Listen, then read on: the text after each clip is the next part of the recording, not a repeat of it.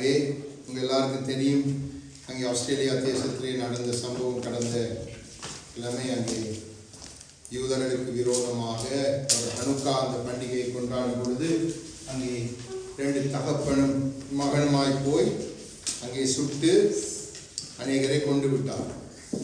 அதிலே தேவன் ஒரு தூதனை போல ஒரு முஸ்லிம் மனிதனை அனுப்பி அங்கே பெரிய காட்சி இல்லைன்னு சொன்னால் அநேகர் மறைத்திருப்பார். இன்றைக்கு அவருக்கு அங்கே 2.5 மில்லியன் ஆஸ்திரேலியன் டாலர்ஸை கொடுத்து அவர் இன்றைக்கு 2 உண்டை பெற்று அங்கே ஹாஸ்பிட்டலே படுத்திருக்கிறார்.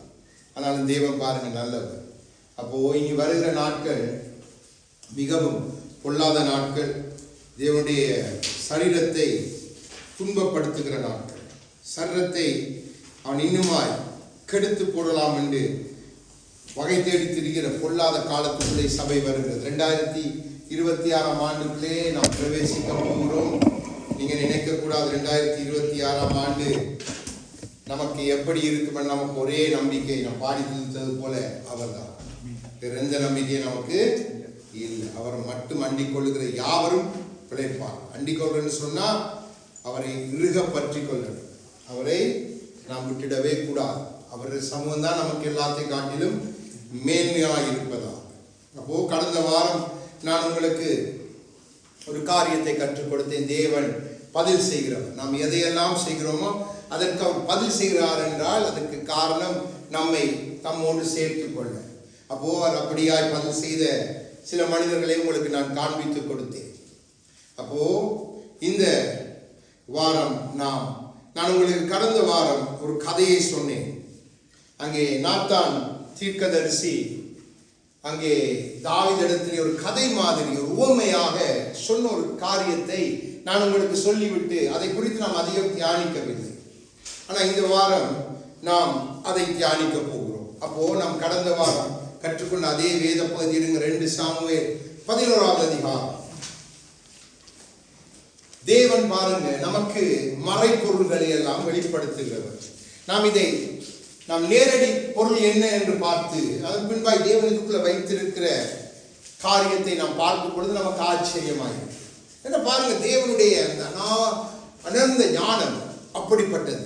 நாம் ஒவ்வொரு அதான் சொல்றேன், வார்த்தைகளை ஆராய்ந்து பாருங்கள். என் வார்த்தைக்குள்ளே அவருடைய மறைப்பொருள் இருக்குது, அவருடைய ரகசியம் இருக்குது, அவருடைய திட்டம் இருக்குது, அவருடைய ஆசீர்வாதம் இருக்குது. அவர் சகலவற்றையும் செய்வதற்கு தன்னுடைய வார்த்தையை தான் நமக்கு கொடுத்திருக்கிறார். அப்போ நாம் அதை கதை போல பார்த்தோம். அந்த கதைக்குள்ள இருக்கிற தேவ திட்டத்தை பார்க்க போவோம். அப்போ முதலாவது நாம் பழைய ஏற்பாட்டில் இருந்து தொடங்கி பின்பாக நாம் கர்த்தராகிய இயேசு கிறிஸ்துவுக்குள்ளே நாம் பார்க்கும் பொழுதுதான் நமக்கு அநேக ஆச்சரியமான காரியங்களை கர்த்தர் கற்றுக் கொடுக்க போகிறோம். அப்போ நாம் ஆயத்தமாக இருக்கின்றா. சில நேரங்களில் இந்த சம்பவங்களை இது ஒரு படிப்பினை போல இதுக்குள்ள நமக்கு தேவன் ஆசீர்வாதத்தை வைத்திருக்கிறார். அப்போ நீங்க செவி கொடுத்து கேட்டால் தான் உங்களுக்கு தெளிவாய் தெரியும். நீங்க வேறு சிந்தைக்குள்ள போயிட்டீங்கன்னு சொன்னா இதுல இருக்கிற காரியங்களை புரிந்து கொள்ள மாட்டீங்க. அப்போ மிகவும் கவனமாய் யாரெல்லாம் தேவனுடைய ரகசியங்களை அறிந்து கொள்ள விரும்புகிறீர்களோ அப்போ நீங்க அதை காது கொடுத்து செவி கொடுத்து கேட்கும்படியாய் தயவாய் கேட்டுக்கொள்கிறேன். அப்போ முதலாவது இங்கே 11ஆவது அதிகாரத்திலே முதலாவது வசனத்தை வாசிங்க.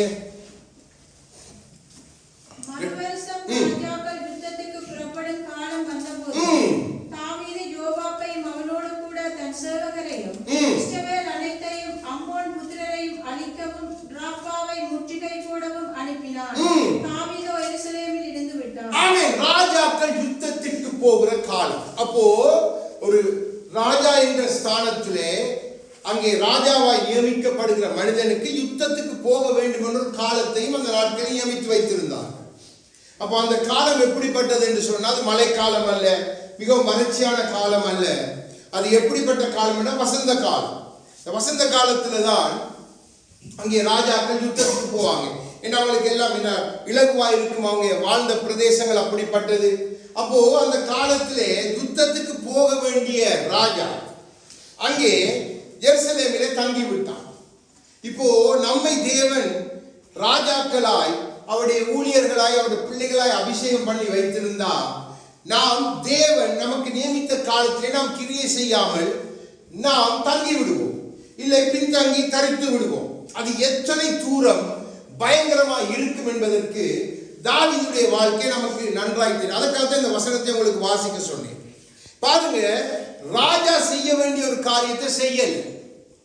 அப்போ நாமும் அப்படி நமக்கு நியமித்த காரியங்களை செய்யாமல் இருக்கும் பொழுது அது நம்ம எப்படி பாதிக்க போகிறது என்பதை நாம் அறிந்து கொள்ளணும். அது நமக்கு மிகவும் ஒரு பெரிதான தீமையை கொண்டு வந்து விடும். அப்போ நம்ம தேவ சத்தத்துக்கு செவி கொடுத்தா மாத்திரம்தான் அந்தந்த காலத்தில் தேவன் வைத்திருக்கிற திட்டங்களுக்கு ஏற்ப நம்மை ஆயத்தப்படுத்துவோம். இப்போ பாருங்க, அடுத்த 11ஆம் வசனத்தை வாசிங்க. அதில் நம்மளுக்கு ஒரு வித்தியாசத்தை காண்பித்து கொடுக்க அது ரெண்டை வாசிக்க சொல்றேன்.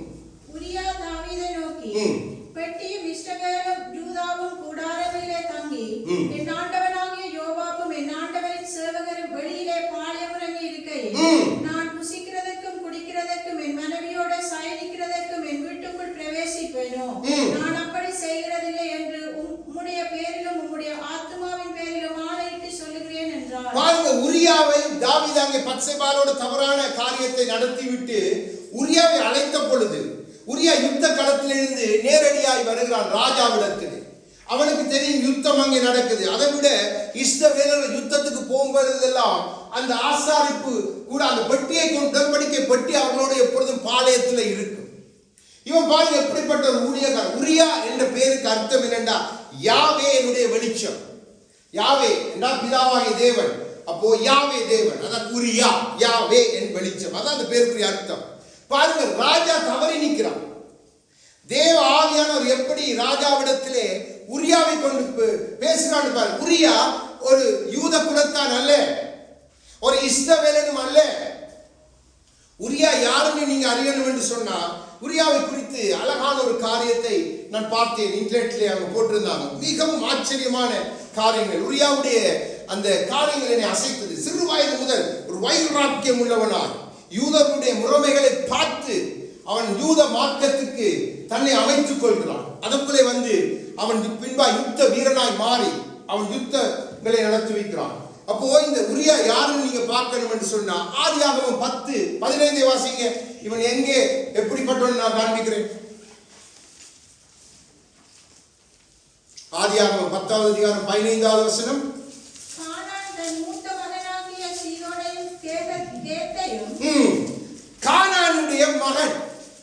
கானானுடைய மகன் கேத்தன் எழுதி இருக்குது. ஹேத்தியஸ், அதுதான் இங்க ஏத்தியர் என்று எழுதப்பட்டிருக்குது. ஆங்கிலத்தில் ஹேத்தியஸ் என்று சொல்லுவாங்க. அதை மொழிபெயர்த்து ஏத்தியர் எழுதி இருக்கிறாங்க. இவன் கானான், சபிக்கப்பட்டவனுடைய வம்சத்தில் இருந்து வந்த உரியா. தாவீது யூத குலத்தில் இருந்து தோன்றினவன், ராஜாவாக அபிஷேகம் பண்ணப்பட்டு தேவ திட்டத்துக்கு ஏற்ப இருந்தவர். இப்போ பாருங்க, ஒரு புறஜாதியனுக்கும் ஒரு தேவனால் அழைக்கப்பட்ட ஒரு மனிதனுக்கு நடக்கிற சம்பவத்தை பாருங்க. அந்த புறஜாதியனுக்குள்ள இருந்த அந்த உணர்வு கூட ராஜாக்குள்ள இல்லை. ராஜா தான் செய்த தவறை மூடுவதற்கு உரியாவை போர்க்களத்தில் அவசரமா, இப்படித்தான் சத்ருவும் நம் அவருடைய ஊழியத்தை செய்யும் பொழுது நம்மை திசை திருப்ப பல காரியங்களை செய்ய பார்ப்போம். அப்போ நாம் மிகவும் கவனமாக இருக்கணும். ஏன்னா இந்த பாடம் மிகவும் ஒரு பெரிய படிப்பினை நமக்கு கற்றுக் கொடுக்க போகிறது. அப்போ இங்கே உரியாவை போல உரியாட சிந்தை எல்லாம் அந்த ஊழியத்தை குறித்து, அந்த யுத்தத்தை குறித்து, அதை நான் எப்படியாவது முடிக்கணும். எனக்கு மூத்த ஊழியனா இருக்கிற யோவாப் அங்கே இருக்கிறான். அங்கே தேவனுடைய பொட்டி இருக்குது. என்னோடு கூட இருக்கிற உடன் ஊழியர்கள் எல்லாரும் அங்கே இருக்கிறாங்க. நான் எப்படி என் மனைவிடத்தில் பிரவேசிப்பேன், நான் எப்படி சுகமாய் வந்து தங்கிட்டு போவேன் என்ற உணர்வு இன்றைக்கு நம்முடைய கிறிஸ்தவ உலகத்தில் இருக்கிற அநேகருக்கு இல்லை. இந்த காலகட்டத்தில் அவன் அடிக்கப்படுகிறான், அவன் கொல்லப்படுகிறான் என்று நாம் சாதாரணமாக கதைத்து விட்டு அதை பற்றி நாம் ஜெபிக்கிறது கூட இல்லை. அதற்காக நம்ம கண்ணீரோடு தேவ சமூகத்தை நோக்கி பார்க்கிறதும் இல்லை. நான் நல்லா இருக்கிறேன், என் மனைவி, என் பிள்ளை, என் குடும்பம், நாங்கள் சுற்றி நல்லா இருக்கிறோம், நாம் வாழ பார்க்கிறோம். உரியாவை போல நாம் இருக்கணும். உரியா நமக்கு சவால். உரியா நமக்கு சவால். நாம் உரியாவை போல தேவ சித்தத்துக்கு அழைக்கப்பட்டுட்டோம் என்றால் நம்முடைய நோக்கம், சிந்தை எல்லாம் அப்படி இருக்கணும். அவனுக்கு ஒரு மனைவி இருந்தாலும் அவன் அதையெல்லாம் விட்டுட்டு அவனுடைய ஒரே நோக்கம் தேவ திட்டத்தை நிறைவேற்றணும். தேவனுக்காக வைராக்கியம் யுத்தம் பண்ணுகிறார்கள் அங்கே ராப்பா பட்டணத்தை பிடிப்பதற்கு.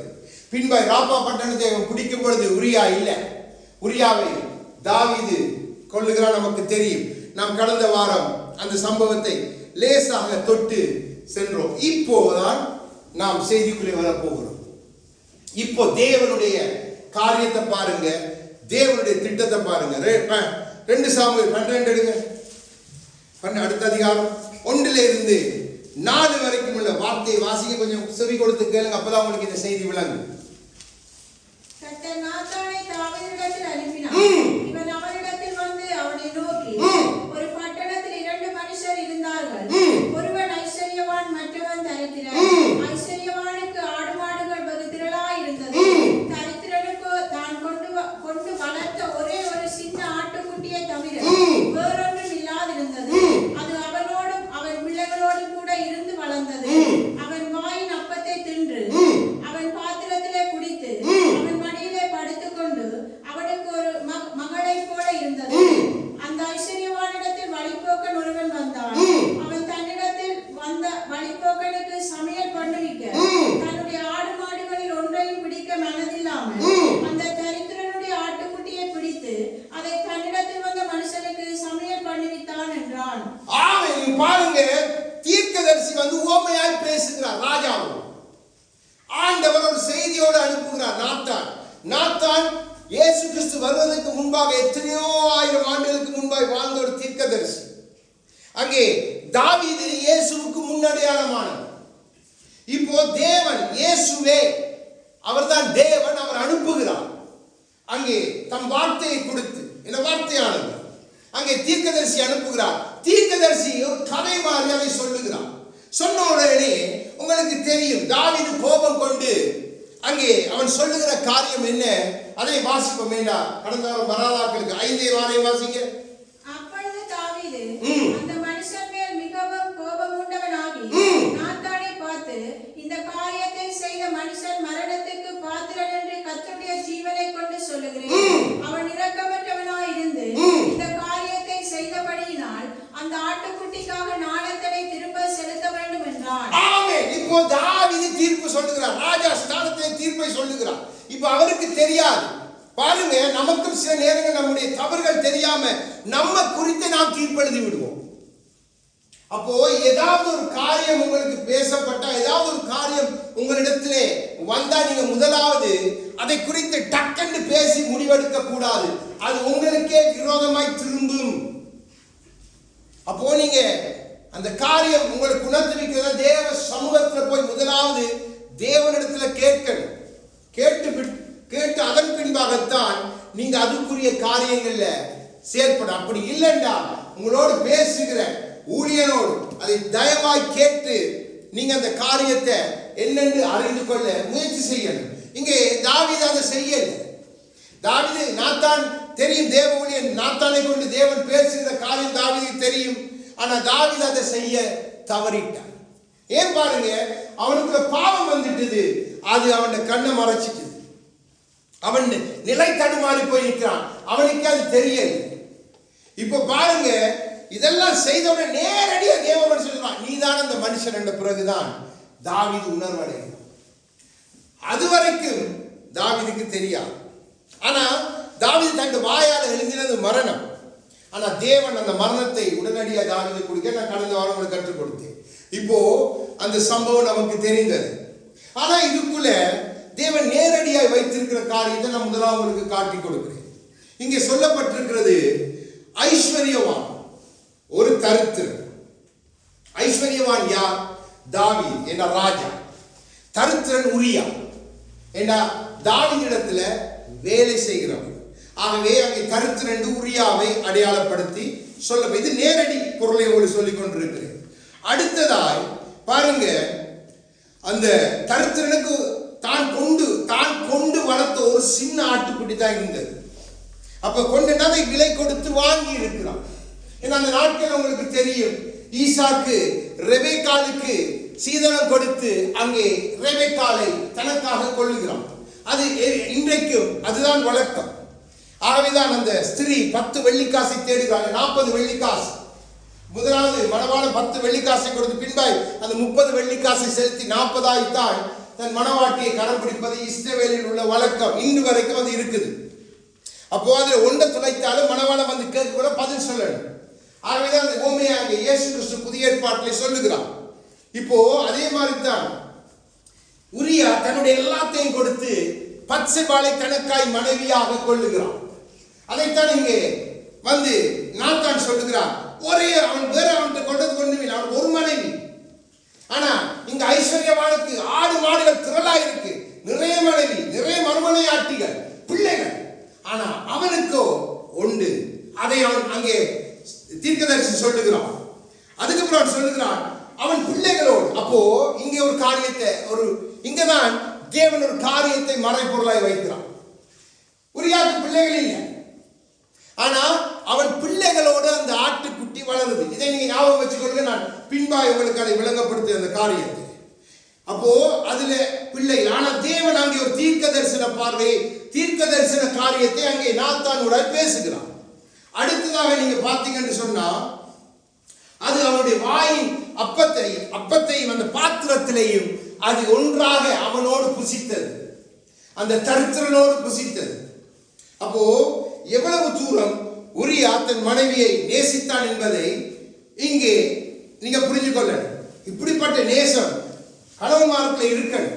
உரியா நல்ல ஒரு எடுத்துக்காட்டு. என்ன பாருங்க, அவன் மடியிலே பாருங்க ஒரு மனைவிய அவன் மடியில ஒரு மகளுக்கு ஸ்தானத்தை கொடுத்து அவன் பார்க்கிறான். அழகாய் சொல்ல, அவனுக்கு ஒரு மகளை போல் இருந்தது அந்த ஆட்டுக்குட்டி. அப்ப பத்சேபாள் உரியாவுக்கு மனைவியாய் மாத்திரமல்ல, ஒரு மகளை போல அவன் பராமரிக்கிறான். தகப்பன் எப்படி ஒரு மகளை பராமரிக்கிறது அப்படி பராமரித்திருக்கிறான். ஆனா பாருங்க, அந்த பத்சேபாள் தவறுகிறாள். இதான் சாத்தானுடைய காரியம்.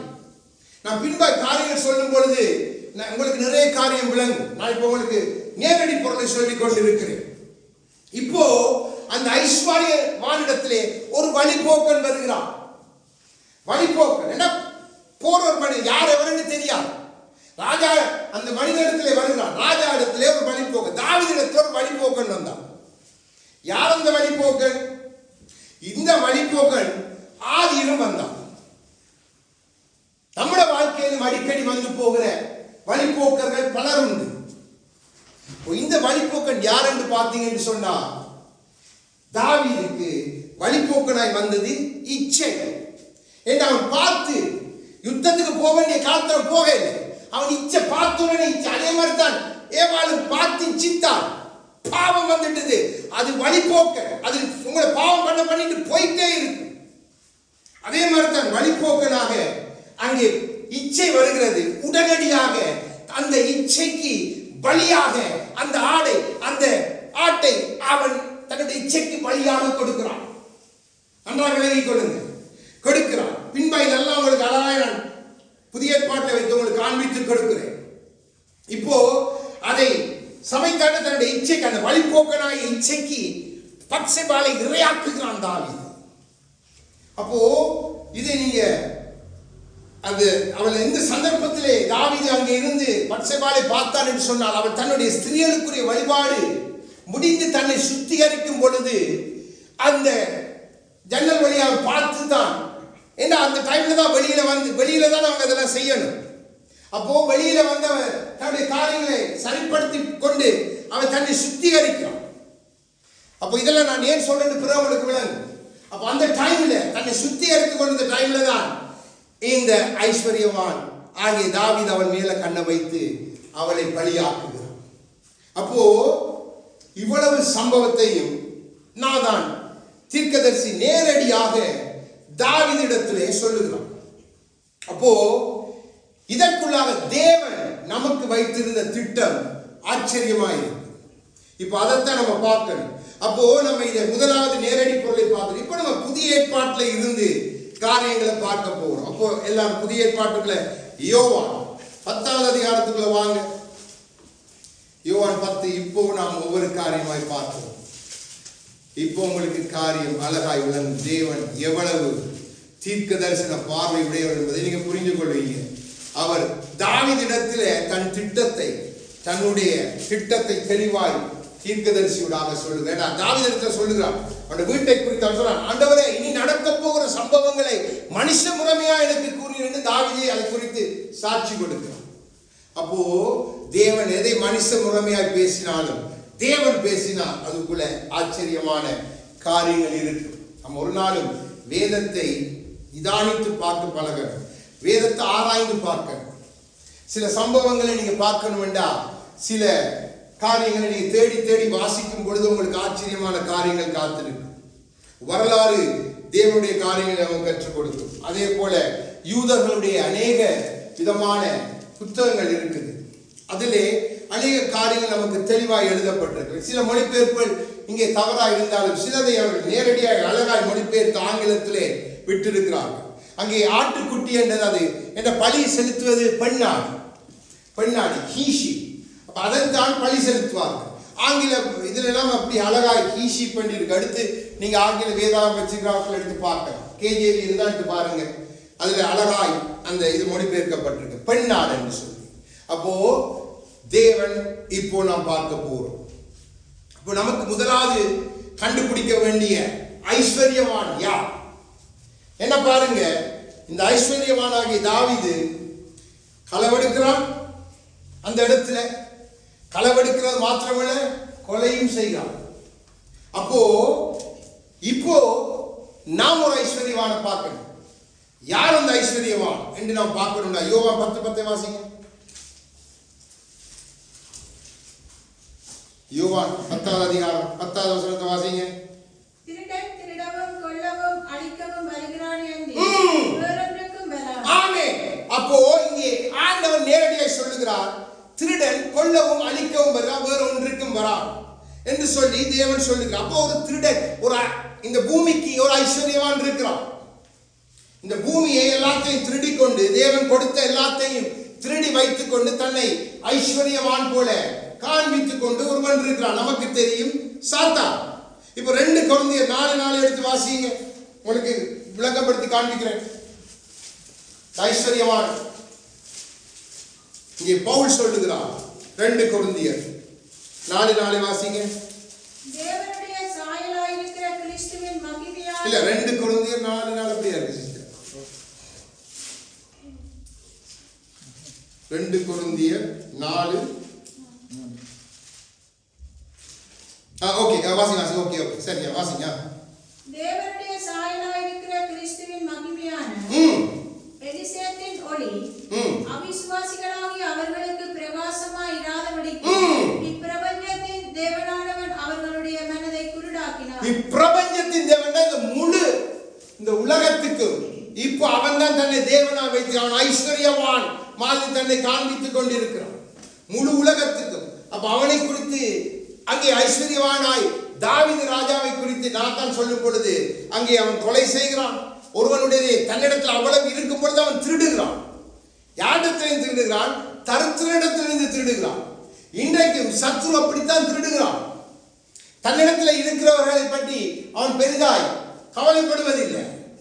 ஆனா நீங்க நன்றாக விளங்கிக் கொள்ள, தருத்திரிடத்திலிருந்து அவன் திருடி அதை தன்னுடையது போல காண்பித்து அன்றைக்கு ஆதாம் ஏவாளத்திலே இருந்து இந்த பூமியை அவன் திருடினான். மனுஷர்களுக்கு தேவன் உருவாக்கி கொடுத்ததை திருடி இப்போ அவனை இந்த உலகத்தின் இந்த பிரபஞ்சத்தின் தேவனாக வேதம் நமக்கு அடையாளப்படுத்துகிறது. இன்னொன்னே பார்ப்போம். யோபு 41:34 வாசிங்க.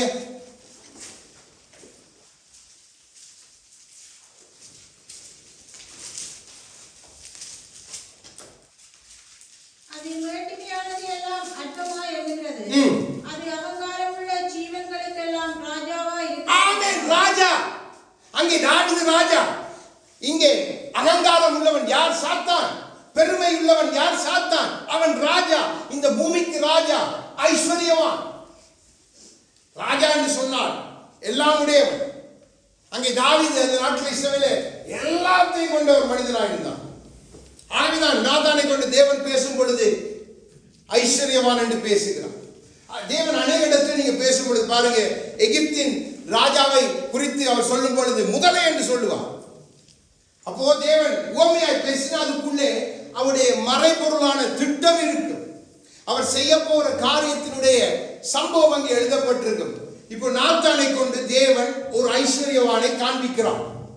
தாவீதுக்கு காண்பிக்கிறான். தாவீதுக்கு விளங்க இல்லை.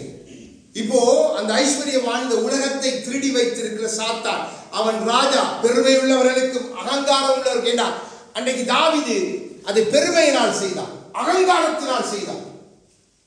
நான் ராஜா, நான் எல்லாம் செய்யலாம் என்றுதான் துணிவாக இன்னொருடைய மனைவியை திருடி சாயணித்தான் என்று வேதம் சொல்ல. அதைத்தான் ஆண்டவர் கடைசி வரைக்கும் அந்த பாவத்தை தேவன் மன்னித்தாலும் அதை மறக்கவே இல்லை. அது அவரே சொன்னார், இந்த பாவத்தை இவன் செய்தான், இதை தவிர மட்டும்தான் ஓகே, ஆனா இதை செய்தான். அது தேவன் சும்மா விட இல்லை. அப்போ அன்றைக்கு தாவீதை சும்மா விடாதவர் சாத்தானையும் சும்மா விட போறது இல்லை. நாம் பின்பு ஒன்றை பார்ப்போம். அதுதான் அங்கே தீர்க்கதரிசியாக பேசுகிறார். அடுத்தது தரித்திரன். யார் தரித்திரன்? 2 கொரிந்தியர் 8ஆம் அதிகாரம் 9ஆம் வசனத்தை வாசிங்க. நம்முடைய கர்த்தராகிய இயேசு கிறிஸ்துவின் கிருபையை அறிந்திருக்கிறீர்களே, அவர் ஐஸ்வர்யம் உள்ளவராய் இருந்தும் நீங்கள் அவருடைய தரித்திரத்தினாலே ஐஸ்வர்யவான்கள் ஆகும்படிக்கு உங்கள் நிமித்தம் தரித்திரரானார். ஆமென். அந்த தரித்திரவான் யார்? நம் கர்த்தராகிய இயேசு கிறிஸ்து.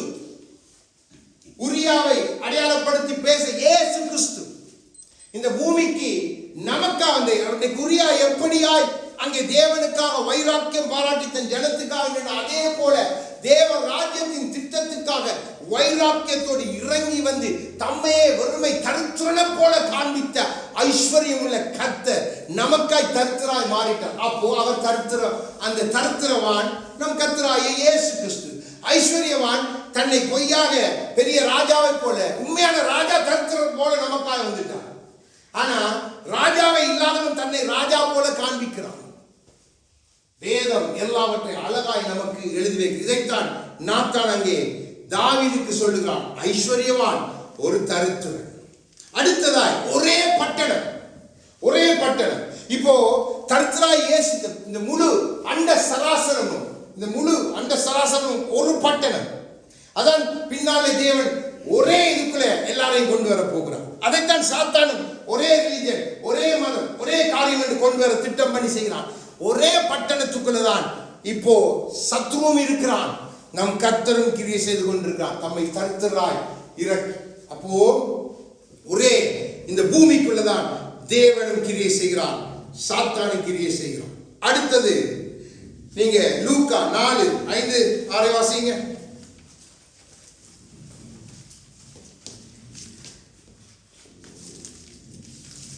இப்போ இந்த இதை எப்படி அவன் சொல்றான்னு பாருங்க. இந்த யூனிவர்ஸ் தனக்கு சொந்தப்பட்டு எப்படி சொல்றான், நமக்கு தெரிஞ்ச வசனம், ஆனால் பார்த்தா நல்லா இருக்கு.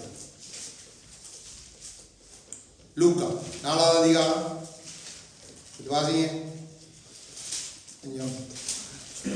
பின்பு பிசாசு அவரை உயர்ந்த மலையின் மேல் கொண்டு போய் உலகத்தின் சகல ராஜ்யங்களையும் ஒரு நிமிஷத்திலே அவருக்கு காண்பித்து, இவைகள் எல்லாவற்றின் மேலும் உள்ள அதிகாரத்தையும் இவைகளின் மகிமையையும் உமக்கு தருவேன். இவைகள் எனக்கு ஒப்புக் கொடுக்கப்பட்டிருக்கிறது, எனக்கு இஷ்டமானவனுக்கு இவைகளை கொடுக்கிறேன். இப்போ உலகம் யாருக்கு ஒப்பு கொடுக்கப்பட்டிருக்கிறது? இப்போ தாவீதுக்கு அந்த இஸ்ரவேலுடைய ராஜ்யபாரம் ஒப்பு கொடுக்கப்பட்டது போல இப்ப சாத்தான் இந்த உலகத்தினுடைய காரியங்களை தண்ட கையில வைத்திருக்கான், மனுஷனை விட்டுட்டான். இப்ப யார்கிட்ட வந்து சொல்லுகிறான்? இந்த அண்ட சராசரங்களை உருவாக்கினவர்களையே கொண்டு போய் மனுஷனாய் வந்து தரித்திராய் தன்னை வெளிப்படுத்துகிற இடத்துல கொண்டு போய் இப்போ பேசுகிறான். அதைத்தான் உங்களுக்கு நான் காண்பித்து கொடுத்தேன். உலகத்தின் ராஜாவாய் தாவீது பேசுகிறான், தேவனுடைய ஊழியனாய் உரியாய் பேசுகிறான். நீங்க வித்தியாசத்தை விளங்கிக் கொள்ளணும். அவன் நினைத்திருந்தான், பின்பை நீங்க பார்க்கலாம், ராஜா அவனுக்கு நிறைய காரியங்களை கொடுத்து அவன் வீட்டுக்கெல்லாம் அனுப்புறான். இப்போ வீட்டுக்கு போ என்று அவனுக்கு நிறைய, அவன் ஒன்றையும் எடுக்கல. இயேசு கிறிஸ்துவ போல அவன் ஒன்றுக்குமே தன்னை விட்டு கொடுக்கலாம். மீண்டும் போய் தன் செவரோடு படுத்துக் கொண்டான். ஆண்டவர் அப்படித்தான். இந்த பூமியில அவர் சொன்ன மனுஷகுமாரனுக்கு தலை சாய்க்கிற தன் சீசரோடு படுத்துக் கொண்டான். நன்றாய் விளங்கிக் கொள்ளுங்க. தேவ திட்டம் எவ்வளவு அழகாய் நேர்த்தியாக வேதத்தில் ஆங்காங்கே எழுதப்பட்டிருக்கு. நாம் இதில் தேடி வாசிக்கணும், தேடி நாம் இதை கற்றுக்கொள்ளணும். 1 யோவான் 5:19 எடுத்து வாசிங்க. அதிலும் யோவான் சொல்லுகிற காரியம் நாம் கொஞ்சம் தெளிவா எல்லாத்தையும் பார்த்துட்டா நலமாய்.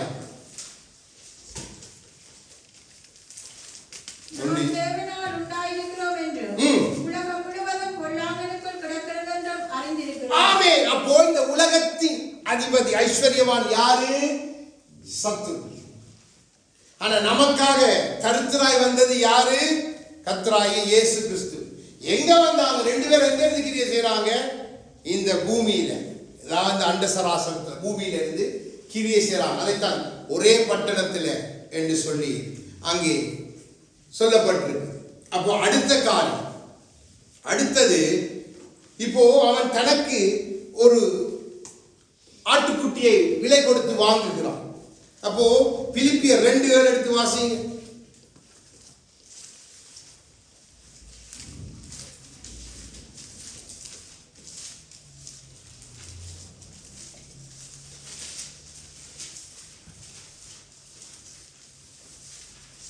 பிலிப்பியர் 2:7 வாசிங்க. தம்மை தாமே வெறுமையாக்கி அடிமையின் ரூபமெடுத்து மனுஷர் சாயலானார். இப்போ வாசிங்க. அவர் மனுஷரூபமாய் காணப்பட்டு மரண பரியந்தம், அதாவது சிலுவை மரண பரியந்தமும் கீழ்ப்படிந்தவராகி தம்மை தாமே தாழ்த்தினார். ஆமே. இப்ப பாருங்க, ஆண்டவர் தம்மை தாழ்த்தி வந்ததுக்கு ஒரே நோக்கம் என்ன? தனக்கு ஒரு மனவாட்டியை உருவாக்க, தனக்கு ஒரு சபையை, ஒரு தனக்கென்று ஒரு சர்வத்தை உருவாக்க தேவன் இறங்கிவார். அந்த சர்வத்துக்குள்ளதான் நானும் நீங்களும் வந்திருக்கிறோம். அப்போ அதுக்கு அவர் தன்னை அப்படியே கருத்துகளாய் மாற்றி, ஒன்றும் இல்லாம மாற்றி, தன்னை அப்படியே கொடுத்து தனக்காக நம்மை கொண்டிருக்கிறார். இப்போ நாம் தான் அவருடைய மந்தை. அப்போ நாம் ஆங்காங்கே பிரிஞ்சிருந்தாலும் எல்லாருமே கிறிஸ்து என்கிற ஒரு சர்வத்துக்குள்ள, ஒரு சபைக்குள்ளதான் நாம் எல்லாரும் ஒரு சர்வத்துக்குள்ள இருக்கிறோம். ஆனா வேறு வேறு இடங்கள்ல வேறு வேறு இதில் இருக்கலாம். ஆனா எல்லாருமே கிறிஸ்துவுக்குரியவர்கள். அதான் வேதம் நமக்கு சொல்லுது, கிறிஸ்து நமக்குரியவர், நாம் அவருக்குரியவர். யாருக்கு? எல்லாருக்கும் இந்த வசனம் ஒரே இதுதான். அப்போ அதே மாதிரி தான் கிறிஸ்து என்னை உங்களையும் தனக்காக கொண்டிருக்கிறார். அப்போ அவருக்கு வேறு இல்லை, அவருக்கு வேறு மனவாட்டி இல்லை. அவர் தன் ரத்தத்தை கொடுத்து மீட்ட நானும் நீங்களும் தான் அவருக்கு மனவாட்டி. ஆனா இந்த உலகத்தில ஐஸ்வர்யவானத்தை காண்பிக்கிற சாத்தானுக்கு தாவீதை போல பல சபைகள், பாபிலோனிய சபை இருக்கு, எகிப்தின் சபை இருக்கு, பல சபைகள் இருக்கு. நீங்க பார்க்கிறோம் பல காரியங்கள், பல இந்து, பல மனை மரவனுக்கு. ஆனா கிறிஸ்துவுக்கோ ஒரே மனவாட்டி, ஒரே மனவாட்டி, வேறு மனவாட்டி இல்லை. அதைத்தான் அங்கே நாத்தானுடைய தேவன் தாவீதுக்கு சொல்லுகிறான். அடுத்தது பாருங்க, இந்த வழிபோக்கனாய் வந்தது நான் சொன்னேன். சாத்தான் வழிபோக்கனாய் வந்து பாவம் என்கிற காரியங்களை நமக்குள்ளே புகுத்துகிறான். அப்போ நாம் அதற்கு ஒரு வசனத்தை பார்த்தா நன்றாக இருக்கு. 2 தெசலோனிக்கேயர் 2வது அதிகாரம் 3 வாசிங்க. நமக்கு வருகிற வழிபோக்கு பவுல் சொல்லுகிறார். பாருங்க யாருன்னு. 2 தெசலோனிக்கேயர் 2:3 வாசிங்க. எங்கள் போதகம் மஞ்சவத்தினாலும் 2 தெசலோனிக்கேயர் 2:3 வாசிங்க. எங்கள் போதகம் மஞ்சவத்தினாலும் துராசையினாலும் உண்டாகவில்லை, அது கபடமுள்ளதாயும் இருக்கவில்லை. சுவிசேஷத்தை எங்களிடத்தில் ஒப்புவிக்கத்தக்கதாய் தேவனங்களை உத்தமன் என்று எண்ணினபடியே நாங்கள் மனுஷனுக்கு அல்ல. அதில் அந்த கேட்டின் மகனாகிய பாவ மனுஷன் என்று இருக்கிற வசனம் எடுத்து வாசிங்க. அது 2 தெசலோனிக்கேயர் 2 பாவ மனுஷனுக்கு 2 தெசலோனிக்கேயர் 2வது அதிகாரம் வாசிங்க. 3 வாசிங்க. 2 எவ்விதத்தினாலும் ஒருவனும் உங்களை மோசம் போக்காதபடிக்கு எச்சரிக்கையாயிருங்கள். ஏனெனில் விசுவாச துரோகம் முந்தி நேரிட்டு கேட்டின் மகனாகிய பாவ மனுஷன் வெளிப்பட்டால் ஒழிய அந்த நாள் வராது. பாவ மனுஷன், பாவம் நம்மை அடிக்கடி நமக்கு வழிபோக்கனாய் நம்முடைய வாழ்க்கையில வந்து நம்மை சீன்றதுக்கு சாத்தான் வைத்திருக்கிற ஒரு பொல்லாத காரியம். ஆதியிலிருந்தே அதை செய்ய தொடங்கினான். அப்போ அந்த பாவ வரும் பொழுது சாத்தான் அந்த பாவத்தை நமக்குள்ள போட்டு நம்மை தனக்கு இறையாக, தனக்கு தன்னுடைய இச்சைக்கு, தன்னுடைய அவனுடைய இச்சைலாம் என்ன? இந்த உலகத்தை எப்படியாவது கொண்டு போய் அங்க போட்டுறணும். அதுக்கு இறையா இந்த ஆடுகளை பலியா. அப்போ அதுக்கு அவன் வைத்திருக்கிற காரியம் என்ன? பாவம், இச்சை, பல காரியங்களை வைத்திருக்கான். அது அடிக்கடி நம்ம எல்லாரையும் வந்து தாக்கப்பா. அதுக்குள்ள மாட்டிட்ட வேண்டாம். அந்த ஐஸ்வர்யவானுக்கு எப்படி தாவீது தன்னை பத்சபாளை தனக்கு இரையாக்கி அப்படியே இரையாக்கப்படுவீர்கள்.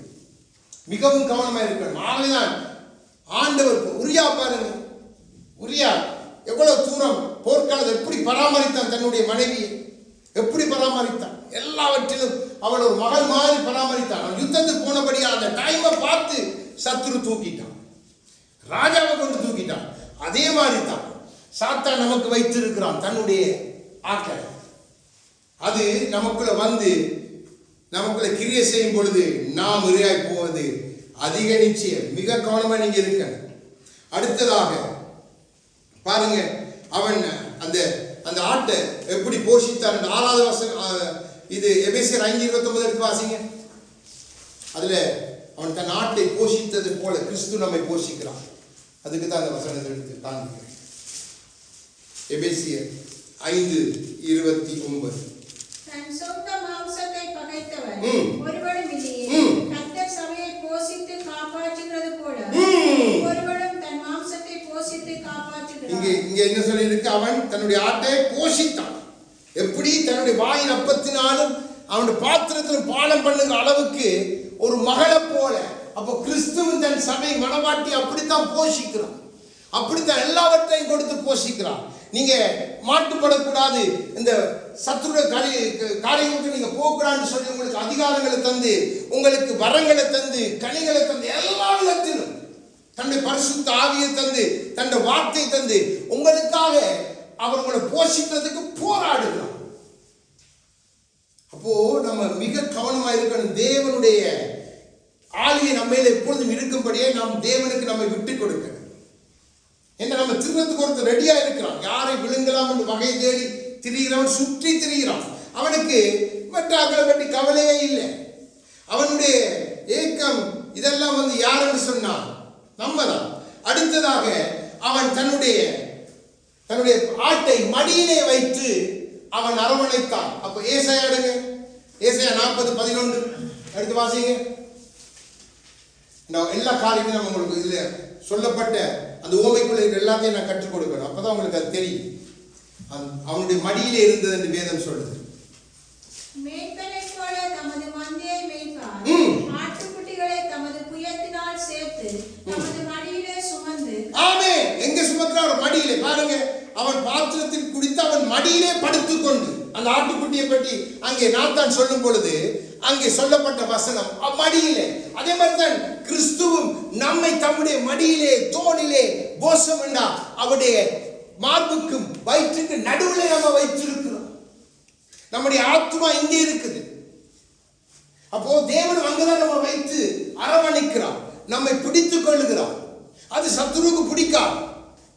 டைம் பார்த்து கொண்டு இந்த ஆட்டுக்குட்டி எப்படியா அந்த மடியிலிருந்து புடிங்கின பச்சைமாலை புடுங்கி கொண்டு போய் தாவீது இடத்துல கொடுத்தது போல. அவனுடைய ஒரே நோக்கம் அதுதான். மிகவும் நீங்க கவனமா இருக்கணும். இப்ப யோவான் 13:33 வாசிங்க.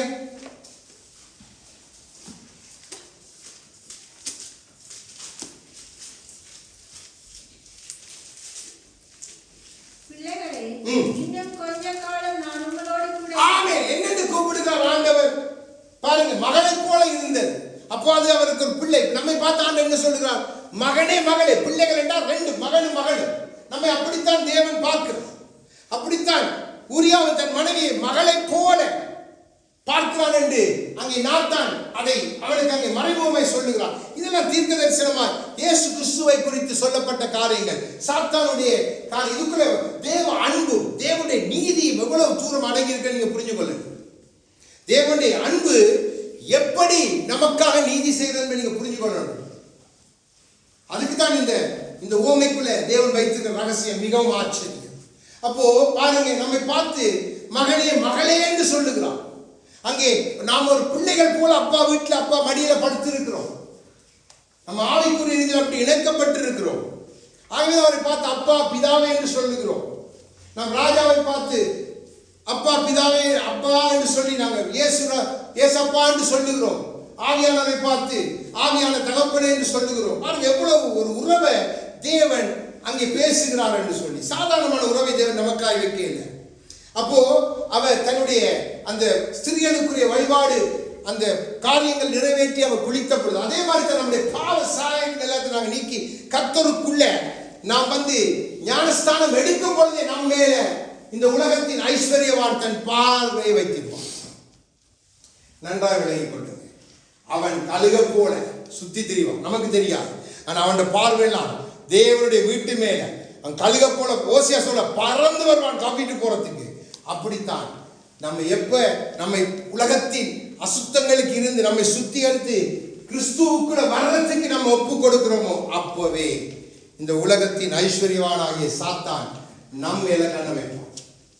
எப்படி ராஜா கண்ணை வைத்த போல அதுதான் எப்பொழுதும் தேவ சித்தத்துக்குள்ள திட்டத்துக்குள்ள நீங்க இருக்கும் பொழுதுதான் உங்களுக்கு அதால நன்மையான காரியம். அதே மாதிரி நான் சொன்னேன், அப்பத்தையும் அவருடைய பானம் பண்ணிக்க நமக்காய் கிறிஸ்து தன்னை சரீரத்தை அப்பமாய் கொடுத்திருக்கிறான், தன்னுடைய இரத்தத்தை பானம் பண்ணும்படி கொடுத்திருக்கிறான். அதைத்தான் அங்கே எழுதப்பட்டிருக்கிறது. பாருங்க, அவனுடைய பாத்திரத்திலே பானம் பண்ணி அழகா இது ஆச்சரியமான ஒரு காரியத்தை வைத்து பேசுகிறான். நாத்தானு இயேசு கிறிஸ்து வர்றதுக்கு எத்தனை வருஷத்துக்கு முன்பு இருந்த மனிதன். நம்ம இந்த கதையை பார்த்தா கதை அதான் நேரடியாக சொல்லி இதுதான் கதை. தாவீதுக்கு விளங்கல அந்த கதை. ஏண்டா தாவீது தெரியல, கண் மறைக்கப்பட்ட. அப்படித்தான் இன்னைக்கு அநேகர் பேசும் பொழுது வார்த்தை நமக்கு வராது. ஏன்னா நம்ம கண்ணை மறைச்சு வச்சிருக்கிறோம். நம்ம அதை விட்டு வெளியில வரணும் வேண்டா. தேவன் பேசும் பொழுது தேவனுடைய வேலைக்காரன் பேசுகிற அந்த சத்தத்துக்கு நீங்க செவி கொடுத்துட்டீங்கன்னு சொன்னா நீங்க தப்பிடுவீங்க. இப்போ பாருங்க, தேவன் தன்னுடைய திட்டத்தை தாவீதுக்கு சொல்லுகிறார். நம்மை அவர் அப்படியாய் பராமரிக்கிறார். உரியா தன் மனைவியாகிய பத்சேபாளிடத்திலே எப்படி இருந்தாலும் அதை காட்டிலும் அதிகமாய் கிறிஸ்து தன் மனவாட்டியாகிய சபையை தன் பிள்ளைகளாகிய என்னை உங்களையும் தன்னுடைய மடியிலே சேர்த்துக் கொண்டார். இதை விட ஒரு உறவு நமக்கு கிடைக்காது இந்த பூமியில். மேலான உறவை, மேலான அன்பை தேவன் பேசுகிறார். நம்மை மறக்காத தேவன், நம்மை தாயின் கருவிலே உருவப்படுத்துறதுக்கு முன்பாகவே நம்மை குறித்த திட்டத்தை தேவன் இன்னொரு கோணத்தில் பேசுகிற காரியம் தான் இங்கே ஆச்சரியம். அப்போ நான் சொன்னேன், இங்கே சாத்தானுக்கு அநேக மனைவிமார் அதை தேவன் வெளிப்படுத்துகிற 17 எடுங்க. வெளிப்படுத்துகிற 17 5, 6 2, 3 வசனங்களை பார்த்து முடிக்க போறோம். தேவனுக்கு ஒரு மனவாட்டி தான் உத்தமம். அவள் தான் உத்தமி, அவள் தான் ரூபவதி. ஆனா சாத்தான் பாருங்க எப்படிப்பட்டவன் என்று சொல்லி ஆண்டவரே சொல்லுகிறான். 17 எடுத்து வாசிங்க. 17 5 6 மேலும் ரகசிய மகா பாபிலோனியர்களுக்கும் பூமியில் உள்ள அருவருப்புகளுக்கும் தாய் என்னும் நாமம் அவள் நெற்றியில் எழுதியிருந்தது. அந்த ஸ்திரீ பரிசுத்தவான்களின் இரத்தத்தினாலும் இயேசுவினுடைய சாட்சிகளின் இரத்தத்தினாலும் கொண்டிருக்கிறதை கண்டேன். ஆமென். பாத்தீங்களா, இந்த ஐஸ்வர்யவான் அந்த தருத்தினுடைய ஆட்டுக்குட்டியுடைய இரத்தத்தை அதை புசிச்சு அதை தன்னை இச்சைக்கு பலியாக்கி பழிப்போக்கனா வந்த காரியத்துக்கு ஒப்பு கொடுத்து இப்படிதான் சாத்தான் நம்மளோட வாழ்க்கையில செய்வான். அவன் மகாவேசி, பாபிலோன் மகாவேசி, எல்லாருக்கும் தாய். ஆனா கிறிஸ்துவ சபையோ மாறி உத்தமி, ரூபவதி, எல்லாருக்கும் அவள் பரிசுத்தத்தின் தாய், ஒரே தாய். ஆனா பாருங்க, இங்கே பாபிலோன் பல இன்னைக்கு பாபிலோன் இருந்துதான் பல வழிபாடுகள் வந்தது. அங்கே இருந்தால் தேவனும் தனக்காக ஒரு மனிதனை தெரிந்து கொள்கிறான். தேவ திட்டங்களை அழகாய் புரிந்து கொள்ளணும். நம்ம எல்லாம் இப்படி தெரிஞ்சிருக்கான்னு யோசிச்சு பார்த்தா சவரன் வழி நடத்தும் பொழுது கூட சொன்னான். அப்போ நாம் எப்படி இருந்தோம், விக்கிரகங்களுக்கு பின்னுக்கு போனோம். அதுக்கு நம்ம எடுத்து தேவன் அவ்வளவு அழகாய் நேர்த்தியாய் நம்மை வைத்திருக்கான். நீங்க அந்த அன்பை நீங்க புரிஞ்சு கொள்ளணும். தேவ திட்டம் இந்த வேதத்திலே அழகா எழுதப்பட்டிருக்கு ஒவ்வொரு பகுதியிலும். நம்ம கடந்த வாரத்தில் சாதாரணமாக தியானிச்சுட்டு இந்த காரியத்தை விட்டுட்டோம். தேவன் சில காரியங்களை அமர்ந்திருந்து கற்றுக் கொடுக்கும் பொழுதுதான் நமக்கு ஆழமான காரியங்கள் விளங்கும். இப்போ தாவீது சொன்ன தீர்ப்பு என்ன? சாத்தானுக்கு தீர்ப்பு என்ன? தாவீது நாளத்தனையை கொடுக்கணும். சாத்தான் இந்த பூமியில நாளத்தனையை கொடுத்திருக்கிறான். அது நமக்கு தெரியும். நம்ம அது பிறகு நம் ஒரு நாளைக்கு அதை ஆழமாய் பார்ப்போம். 4 காரியங்களை இந்த பூமியில அவன் மிகவும் பிரதானப்படுத்தி வைத்திருக்கிறான். ஒன்று மதம், இன்னொன்று சமூகத்தின் அமைப்பு. என்று பாருங்க, தேவன் உண்டாக்கின ஒரு சமூகம் தான் கிறிஸ்துவின் சமூகம். இன்றைக்கு பலதை பிரித்து விட்டுட்டான். அன்றைக்கு அந்த பாஷையை பிரித்து பல சமூகங்களா பிரித்து விட்டு செய்த போல சமூகத்துல அவனுக்கு ஒரு அதிகாரம் இருக்கு, மதத்தில் அவனுக்கு அதிகாரம் இருக்கு. அடுத்தது பொருளாதாரத்துல அதிகாரம் இருக்கு. ஆக பொருளாதாரத்தை வைத்து அவன் எழும்பு வருவான் என்று சொல்லி வேதம் சொல்லுது. அடுத்தது அரசியல். தேவனிடத்தில் அரசியல் இல்லை, தேவன் நீதியுள்ள ராஜா. ஆனா இன்னைக்கு அரசியல் பாருங்க, ஒவ்வொரு தேசம் ஒவ்வொரு கோணம், கொள்ள குத்த, இப்படி பல காரியங்களுக்கு அரசியலை பயன்படுத்துகிறான். நீங்க அநேக வசனங்கள் நீங்க எடுத்து பார்க்கலாம். தேவன் இந்த நாளையும் ஒன்றுமில்லாமல் ஆக்கி போடுவார். ஆகவேதான் அவர் கடைசி 1000 வருஷம் அரசாட்சி செய்யும் பொழுது மதம் இருக்காது, அரசியல் இருக்காது, பொருளாதாரம் எந்த இதுவும் இருக்காது, எந்த விதமான காரியங்களும் இருக்காது. எல்லாத்தையும் தேவன் ஒரு முடிவுக்கு கொண்டு வருவார். நாளத்தனை அவன் கொடுப்பான். அவன் விதைத்தது நாளத்தனையா இருப்பான். 4 காரியத்திலும் தேவன் அவனை நிர்மூலமாப்பார். எந்த மாற்றம் இல்லை. இப்போ அவன் எழுதின தீர்ப்பு என்ன? அந்த ஐஸ்வர்யவான் தாவீது சொன்ன தீர்ப்பு என்ன? மரணம். இப்ப எடுத்து வாசிங்க இசைக்கேல். நம்ம கடந்த வாரம் தியானிச்ச இந்த வசனத்தை 28வது அதிகாரம் 18 19 தேவனே அதை தெளிவாய் சொல்லுகிறான். அந்த ஐஸ்வர்யவானுடைய முடிவு, அதாவது சாத்தானுடைய முடிவை தேவன் சொல்லுகிறான். ஆகவேதான் நாம் களி கூறலாம். நம்மை அந்த இதுக்குள்ள தள்ளாமல் நம்மை காப்பாற்றி நம்மோடு வைத்திருக்கிற கர்த்தர். எடுத்து வாசிங்க 28 இசைக்கேல் 18 19 கடந்த வாரம் தியானித்தோம். உன் அக்கிரமங்களின் ஏராளத்தினாலும் உன் வியாபாரத்தின் அநீதத்தினாலும் உன் பரிசுத்த ஸ்தலங்களை பரிசுத்த குலைச்சல் ஆக்கினார். ஆகையால் என்னை பட்சிப்பதாகிய ஒரு அக்கினியை நான் உன் நடுவிலிருந்து புறப்பட பண்ணி உன்னை பார்க்கிற எல்லோருடைய கண்களுக்கு முன்பாகவும் உன்னை பூமியின் மேல் சாம்பல் ஆக்குவேன். ஜனங்களில் உன்னை அறிந்த அனைவரும் உன் நிமித்தம் திகைப்பார்கள். மகா பயங்கரமாவாய், நீ ஒருபோதும் இருக்க மாட்டாய் என்று உரைக்கிறார் என்று சொல் என்றார். ஆமென். பாருங்க, இப்ப இன்னைக்கு அரசியல்ல தங்களை குறித்து பெருமை பாராட்டி சாத்தாண்ட கையில இருக்கிறவங்க, பொருளாதாரத்துல பெரிய பணக்காரங்க, அம்பானி அந்த இந்த ரேஞ்சில இருக்கிறவங்க, தங்களுடைய பணத்தை நம்பி இருக்கிறவங்க, அதே மாதிரி மதத்துல வைராக்கியம் பாட்டி கொலை செய்து மதத்துக்காக இருக்கிற எல்லா மதங்களையும் நீங்க போட்டுக்கொள்ள. எந்தெந்த மதங்கள் கடந்த வாரம் அந்த துப்பாக்கி சூடு நடத்தினது புறமதத்தான். அப்போ நமக்கு தெரியும் இந்த மதத்தை இதெல்லாம் தேவன் அப்படியே நிற்கிறோம் பண்ணுவோம். அதான் அந்த மாவோ அந்த கடைசி யுத்தத்தில் அரசியல் தலைவர்கள் எல்லாரையும் ஒரே நாசின் அவருடைய அந்த சுவாசத்தில் வர்ற தீயினால் எல்லாரையும் அழித்து போடுவான்.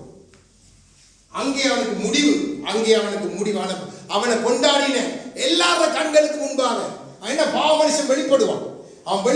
அதுதான் நம்ம வாழ்த்து காண்பித்தேன். வழிபோக்கன் வருவான். இப்ப வழிபோக்கன் ஒரு நாள் வந்து நிற்பான். நிற்கும் பொழுது அதை பார்த்து அவனுக்கு பின்னுக்கு போன அத்தனை பேருக்கும் அது திகைப்பாய் முடிவு பரிதாபமாய் மாறி. அப்போ தாவீது சொன்னது போல நாளத்தினை 4 குமாரரை கொடுத்தான். நமக்கு தெரியும், அதோனி, அம்னோன், அப்சலோம், பத்செபாளுக்கு பிறந்த பிள்ளை. தாவீது பின்னாலே அவன் தன்னுடைய ஓட்டத்தை முடித்து அவன் தேவன் அவன் பாவத்தை மன்னித்தான். ஆனால் சாத்தானுக்கு அவனுடைய பாவம் மன்னிக்கப்பட இல்லை. அவனுக்கு மரணம் என்பதை தேவனே எழுதி வைத்திருக்கிறான். இதைத்தான் தேவன் அந்த கதையூடாக தாவீதுக்கு அவனுடைய தவறு விளங்கும்படியாய் அதை பேசிவிட்டு அதன் பின்பாக அதுக்குள்ளே வைத்திருக்க தேவ திட்டத்தை நமக்கு பேசுகிறான். நமக்கு அதனுடைய வெளிப்பாடை காண்பித்துக் கொடுக்கிறான். ஏன்னா தேவன் எங்கெல்லாம் நீங்க உவமைகளாய் பேசுகிறாரோ, எங்கெல்லாம் தீர்க்க தரிசனங்களை நீங்க வாசிக்கும் பொழுது தீர்க்க தரிசனங்களுக்கு ஒரு நாளில் நேரடி பொருள் இல்லை. நல்ல விளங்கிக் கொள்ளுங்க. தேவன் இறைமையா பார்த்து கேட்பார், என்னத்தை பார்க்கிறார்? பானையை பார்க்கிறேன். அது வாய் எந்த பக்கம் இருக்குது? வடக்கு பக்கம் இருக்குது. அப்ப சொல்ல வடக்குல இருந்து தீங்கு வருது. நல்லா விளங்கிக் கொள்ளுங்க. அப்போ தேவன் பேசும் பொழுது நேரடி, ஆனால் அந்த உவமைக்குள்ள இருக்கிற இந்த மறைப்பொருள் ரகசியங்கள் எல்லாம் ஆவியானவர் நமக்கு விளங்கப்படுத்தி கொடுக்கிறவர். ஆவியானவர் நமக்கு தன்னுடைய பல காரியங்களுடைய நமக்கு விளங்கப்படுத்துவார். அப்ப அதுக்கு தான் வேதத்தை ஆண்டு சொன்னார், தேடி வாசிங்க இன்னுமாய் என் வேதத்துக்குள்ள ஜீவன் உண்டு. அப்போ ஆராய்ச்சி செய்து படியுங்க, ஆராய்ச்சி செய்து படிக்கணும், தியானித்து பார்க்கணும். ஆண்டவரே இதுக்குள்ள ஏதாவது வைத்திருக்கிறீரா என்றால் நீங்க தேடணும். தேடி தேடி பார்த்து அநேக நம்ம ஒரு காலத்தில் நிறைய புத்தகங்கள், வரலாற்று புத்தகங்கள், நான் எல்லாம் அந்த நாட்களில் வரலாற்று புத்தகம்னா எனக்கு சத்தியான விருப்பம். பெரிய பெரிய இவ்வளவு சைஸ் வரலாற்று புத்தகம்னா நான் மனுத்தியால கணக்கில் வாசிச்சிருக்கேன். அதெல்லாம் எனக்கு அப்போ விளங்கை இல்லை. அது இந்த நாட்கள் எனக்கு அதிகமாய் பெரிய உதவி செய்யுது. அப்போ நான் அடித்து பார்க்கிறது. நேற்றைய நாள் ஒரு அழகான ஒரு காரியத்தை பார்த்தேன். வரலாற்றில் நடந்த ஒரு சம்பவம். ஜெருசலேமுக்காக எப்படி இந்த கிறிஸ்தவர்கள் எவ்வளவு வைராக்கியம் பாராட்டி முஸ்லிம்களோடு பெரிய ஒரு யுத்தம் நடக்குது. அழகா எடுத்துறாங்க. ஒரு 3 மணித்தியாலம் ஒரு படம் போல எடுத்துருக்காங்க. ஒரு வரலாறு 2005ஆம் ஆண்டு எடுத்த படம். நீங்க அடிச்சு பார்க்கலாம். தி கிங்டம் ஆஃப் ஹெவன் என்று சொல்லி அழகா எடுத்திருக்கிறாங்க. அந்த படத்துல அந்த அந்த அந்த படத்துல அந்த ராஜாவுக்காக நின்று போர் செய்கிற அந்த ஜெருசலேமுங்கிற உயிர். அப்போ முஸ்லிம் ஒருத்தன் சலாவுதீன் அய்யூப் அவன் பேர். அவன் தான் அந்த படையில் அந்த வரலாற்றில் இருந்தவன். அவன் அங்க யுத்தத்துக்கு போகும் பொழுது அவன் அந்த ஜெருசலேமில் இருந்து வந்து சொல்லுறான். அங்க எல்லாம் சுத்திட்டாங்க, ஆனா பிடிக்க முடியல. பயங்கர சேதம் இங்க முஸ்லீம் படைக்கும். இங்கால ஜெருசலேமுக்கு, ஆனா ஜெருசலேமுக்குள்ள இருக்கிறதெல்லாம் வந்து யாருன்னா பெண்களும் சின்ன பிள்ளைகள் அதிகமாக இருக்கிறாங்க. இப்ப ராஜா செத்து போயிட்டார். இப்ப ராஜாவோட தங்கச்சி தான் இருக்கிறான். அந்த இடத்துல ஒருத்தன் ஒரு போர் வீரன் தான் அந்த காரியத்தை நடத்துகிறான். அப்போ அந்த முஸ்லிம் சலாவுதீன் என்றவன் வந்து சொல்றான், எருசலேமை எவ்வளவு நாளைக்கு நீ பிடிச்சு வச்சிருப்பான் சொல்றான். என் கடைசி மூச்சு இருக்கும் வரைக்கும் ஜெருசலேமை நான் உனக்கு தரமாட்டேன். நீ ஜெருசலேமை பிடிக்கிறன்னு சொன்னா உன்னுடைய எல்லா போர் வீரர்களும் அடிவாங்க. நான் ஜெருசலேமை எரிப்பேன். நீ ஜெருசலேம்ல ஒரு கல்ல கூட நீ போய் எடுக்க மாட்டான். அப்போ அந்த சலாவுதீன் என்ற அந்த அந்த படையை நடத்தி வந்த அந்த முஸ்லிம் மனிதன் சொல்லுகிறான், உண்மைதான், ஆனால் உன் கோட்டைக்குள்ளே பெண்களும் வயது முதிர்ந்தவர்களும் சிறு பிள்ளைகளும் இருக்கிறாங்க. பாருங்க, அழகா எடுத்துக்கிறாங்க. சொல்லி போட்டு சொல்றான், இப்போ இந்த யுத்தத்தில் ஒன்று செய், சமாதானமா போவோம். நான் அவங்களை யாரிலையும் நான் கை வைக்க மாட்டேன். நான் உங்களுக்குரிய எல்லா இதையும் நான் தருவேன். உங்களை கனப்படுத்துவேன். உங்களுக்குரிய எல்லாத்தையும் நான் தருவேன். ஆனால் நம்ம சமாதானமா இந்த காரியத்தை இதென்று போகலாம் என்னப்பா சொல்றான். முஸ்லிம் ஆக்கள் எங்களை நீங்க கொல்றதுக்கு தான் நீங்க வந்திருக்கிறீங்க. நான் எப்படி உன்னுடைய பேச்சை நம்புறதுக்கு என்று கேட்க சொல்லுகிறான். மற்ற மனிதர்களை போல் நான் அல்ல. என்னுடைய பேர் சலாவுதீன் அய்யூப். சலாவுதீன் 2 தடவை சொல்றான். அழகா எடுத்துறான் அந்த சீன் எல்லாம். அப்போ சொல்லிட்டு சொல்றான். அப்போ இவன் சொல்றான், சரி நீ அப்படிப்பட்ட ஒரு வாக்கு உறுதி எனக்கு தாரப்படினால் ஜெருசலேமை அங்க சமாதானமா இருப்போம் என்று சொன்னோனே அவன் திரும்பி போவான். அவன் முஸ்லிம் முறைப்படி அவனுக்கு வாழ்த்து சொல்ல இவன் சொல்லுவான், உன்னோட சமாதானம் இருப்பதாக என்று சொல்லிட்டு அவன் திரும்பி போகல கேட்பான், ஜெருசலேம் அப்படி என்ன எருசலேம்ல முக்கியம் என்று கேட்டான். முதல் தரம் திரும்பி சொல்லுவான், நத்திங், ஒன்றுமில்லை என்று கொஞ்சம் தூரம் நடந்து போய் திரும்பி சொல்லுவான், ஜெருசலேம் இப்படி சொல்லுவான், எவ்ரிதிங். அழகா எடுத்திருக்கிறான் அந்த படத்தை. சும்மா பார்க்கும் பொழுது அந்த நாட்களில் எப்படிப்பட்ட இதெல்லாம் வரலாற்றில் நடந்த சம்பவம். சும்மா ஒரு இது எடுக்கல, வரலாற்று சம்பவத்தை நான் பூரா அடிச்சு பார்த்தேன். எல்லாம் வரலாற்றில் அந்த ராஜா அந்த அந்த அந்த அரசு அந்த டைம்ல அரசாட்சி செய்த பால்பின் என்ற 4வது ராஜா, அவனுக்கு குஷ்டரோகம். அப்போ அவன் அந்த முகமூடி போட்டு தான் அந்த அந்த அரசாட்சி செய்த வரலாற்றில் இருக்குது. அவன் மறைச்சு போகிறான். அப்போ அந்த ராணி, அவன் தங்கச்சிக்கு ஒரு மகன் 8 வயசு. அப்போ அவனை கொண்டு வராங்க அரசாட்சி செய்கிறதுக்கு. அவனுக்கு வந்து முடியெல்லாம் சூட்டினோடனே அவனை அந்த முத்திரை வைக்கிறதுக்கு வைக்கக்குள்ள அந்த முத்திரையில் இருக்கிற அந்த மெழுகு அவன் கையில் விழுந்தோடனே அந்த கையில் இருந்து அசையும் அவன் சிரிச்சு கொண்டே வைக்கிறான். உடனே அங்கே எல்லாரையும் கொண்டு வந்து டெஸ்ட் பண்ணி பார்த்துட்டு அவனுக்கு அதே குஷ்டரோகம். அப்போ தாய் என்ன செய்கிறா, இந்த பிள்ளை தன்னுடைய தமையன் மாதிரி கஷ்டப்படக்கூடாது, இவனோட குஷ்டரோகி இவனுக்கு வாழ்க்கை என்று போட்டு தாய் என்ன செய்கிறா, அவனுக்கு விஷம் கொடுத்து அவனை தன்னை மடியிலே வைத்து அப்படியே கொலை செய்கிறான். கருண கொலமாக.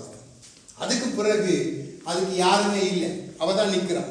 அப்போதான் இந்த போர் வீரன் அவன் வருகிறான். ஜெருசலேமில் கர்த்தர் மரித்த அந்த இதை இடத்தை பார்க்கணும் என்று சொல்லி பல மைல் தூரம் நடந்து வந்து அந்த இடத்துக்குள்ள அவன் வருகிறான். பாருங்க எப்படி இந்த காரியங்கள் நம்ம யோசிச்சு பார்த்தேன், ஆண்டவர் எப்படி நடத்திருக்கிறான்னு சொல்லி.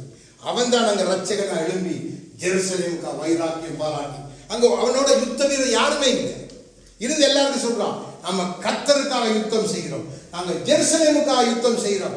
அதால் நீங்க எல்லாரும் யுத்த வீரர், எல்லாரும் எழும்பி உங்களால் முடிஞ்ச வரைக்கும் யுத்தம் செய்யுங்க என்று சொல்லி அவன் எல்லாம் பாதுகாப்பு செய்து அழகா எடுத்துக்காங்க.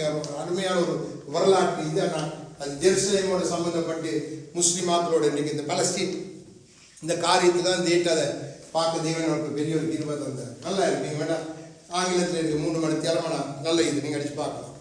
அப்போ ஆண்டவர் எல்லாத்துலேயும் வரலாற்றிலிருந்து நம்மோடு பேசுவார். ஆண்டவர் ஒவ்வொரு காரியத்திலையும் எல்லாத்தையும் இதுக்குள்ள அடக்கிட்டார். இதுல இருந்துதான் நாங்கள் எல்லாம் பெறும். இதுக்குள்ள எல்லாமே இருக்குது. வரலாற்றில் நடந்த போர் எல்லாமே நமக்கு இருக்குது. பவுல காலத்தில் நடந்த கிறிஸ்தவர்கள் கொண்டு வந்து இந்த ரோம்ல கொடுத்த காலம் எல்லாமே இருக்குது. பட் இதே நம்மளுக்கு சொல்றேன்னு சொன்னா தேடி வாசிங்க, வேதத்தை ருசிச்சு வாசிங்க. சொல்ற கர்த்தர் நல்லவர் என்பதை நீங்க ருசித்து பார்க்கணும்னா இங்கே தான் ருசிச்சு பார்த்து தேடி தேடி. இன்னைக்கு இன்டர்நெட்டில் நமக்கு எவ்வளவோ காரியங்கள் கைக்குள்ள கொண்டு விட்டார் ஆண்டவர். நம்ம அதை வச்சு தேவையில்லாத காரியம் செய்வதை பார்க்கணும். இப்படிப்பட்ட காரியங்கள் தேடி ஜெருசலேம் சம்பந்தமானது, அதே மாதிரி வேதம் சம்பந்தமானது, ரோம்ல இவ்வளவு காரியங்கள் இருக்கு தெரியுமா? நான் நேற்று மனைவிடத்து 2-3 காரியங்கள் சொல்லி கொண்டிருந்தேன். இந்த ரோம்ல அந்த டைட்டஸ் அவன் தான் நீரோட மகன். அங்கே ஜெருசலேம் ஆலயத்தை கிறிஸ்துக்கு பின் 70ஆம் ஆண்டு அழித்தவன். அவன் இங்கே ரோம்ல நீங்க அடிச்சு பார்க்கலாம். இந்த ஆர்க் ஆஃப் டைட்டஸ் என்ன அடிச்சீங்கன்னா வரும். அதுல அவன் எல்லாத்தையும் அப்படியே அந்த அங்கிருந்து களவெடுத்து வந்து அந்த மெனோரா அது இதெல்லாத்தையும் பொறித்து வைத்திருக்காங்க. ரோம்ல இருக்குது. இந்த வரலாற்றை தேடிக்கொண்டிருக்கிறது தான் அதுவும் எனக்கு அகப்பட்டுச்சு. பார்த்து ஆச்சரியமா போயிட்டு நாம இருக்கிறோம். ஆனா போய் ரோமுக்கு போயிருக்கு எத்தனை நேரம் அது நமக்கு தெரியலையே. அப்போ எல்லாத்தையும் தேவன் எல்லாம் வேதம் உண்மை, வேத சத்தியம் உண்மை. அப்போ தேவன் நம்மோடு பேசுகிறான். தேவன் நம்மை மறவாதவர், நம்மை நேசிக்கிறார். பாருங்க, நம் நிமித்தம் இந்த உலகத்தின் ஐஸ்வர்யவானுக்கு அவர் நீதி செய்கிறார். அந்த உலகத்தின் ஐஸ்வர்யவானோடு பலியாக வேண்டிய ஆடுகள் தான் நாங்க. நம்ம பலியாக்காம அவனிடத்தில் நம்ம மீட்டது மாத்திரமல்ல, தன்னுடைய மடியில வைத்து தன்னுடைய மனவாட்டி தம்முடைய பிள்ளையா வைத்து தன்னுடைய அதிகாரத்தையும் கொடுத்து அவனுக்கு எதிர்த்து நம்ம ஜெயிக்கத்தக்கதாய் சகல வனங்கள் கனிகளை கொடுத்து நம்மை தனித்துவமாய் வைத்திருக்கிற கர்த்தர். ஆகவேதான் உலகத்திலிருந்து நம்மை பிரித்தெடுத்த உலகம் அவனுக்குள்ளே இருக்குது. அவன் இந்த உலகத்துக்கு ராஜா. இந்த உலகத்துக்கு அதுக்கு ஆகதான சொல்ல பெருமை வேணாம், ஆங்காரம் வேணாம், கோபம் வேணாம், மூர்க்கம் வேணாம். இதெல்லாம் சாத்தானுக்குரிய பணம். அது நமக்கு இருக்கவே கூடாது. அப்போ தேவன் ஒரு சிறு கதை தான், ஆனால் தேவன் வைத்திருக்கவுடைய திட்டம் ஆச்சரியமாய் நம்மையில் அவர் வைத்த அன்பை விளங்க பண்ணுகிறதா இருக்கிறபடி அவருடைய சமூகத்திலே நாம் உற்சாகமாக எழுந்து அவரை பாடி மகிமைப்படுத்த